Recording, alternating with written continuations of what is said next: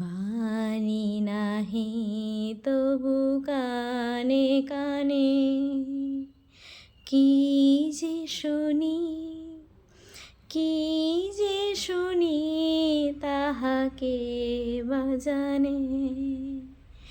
এই হিয়া ভরা বেদনাতে বাড়ি ছলো ছলো আখি পাতে।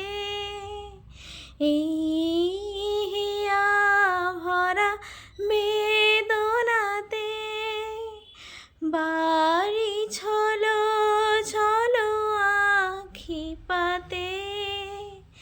ছায়া দোলে তারি ছায়া দোলে, ছায়া দোলে দিবানিশি ধরি।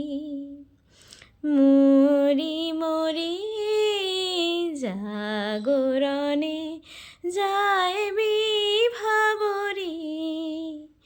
আখি হতে ঘুম নীল হরি, কে নীল হরি। মরি মরি জাগরণে যায় বিভাবরী।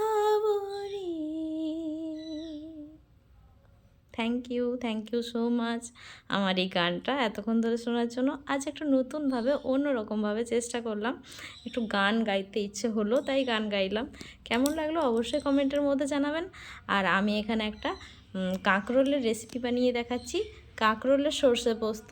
রেসিপিটা সবারই জানা কম বেশি, তো দেখে নিন কীভাবে বানাচ্ছি। কড়াইয়ে সর্ষের তেল দিয়ে দিলাম আর কালো জিরে ফোড়ন দিয়ে দিলাম, সঙ্গে শুকনো লঙ্কা একটা, আর দিয়ে দিলাম ওইদিকে সরষে আর পোস্ত একসঙ্গে বেটে নিয়েছি। এবার কাঁকরোলটা ভালো করে ভেজে নেব। আর আজকে আমার গানটা কেমন লাগলো অবশ্যই আমাকে কমেন্টে জানাবেন। যদি ভালো লাগলে পরের দিন আবারও চেষ্টা করব।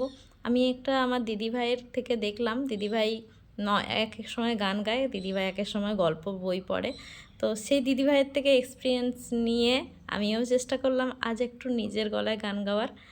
কোনো বাহ্যিক সঙ্গীত বাইরের থেকে অ্যাড করি না করে নিজে কিছু করার চেষ্টা করলাম। নুন হলুদ দিয়ে দিলাম কাঁকরোল ভাজাটাতে। তো কাঁকরোল ভাজার রেসিপি এরকমভাবে কে কে বানিয়ে খেয়েছেন এর আগে আমাকে অবশ্যই কমেন্টে জানাবেন। আর ভালো লাগলে অবশ্যই লাইক কমেন্ট শেয়ার আর সাবস্ক্রাইব করে দিতে একদম ভুলবেন না। আর ওই দিদি থেকে অনুপ্রাণিত হয়েই আজকের এই উদ্যোগ।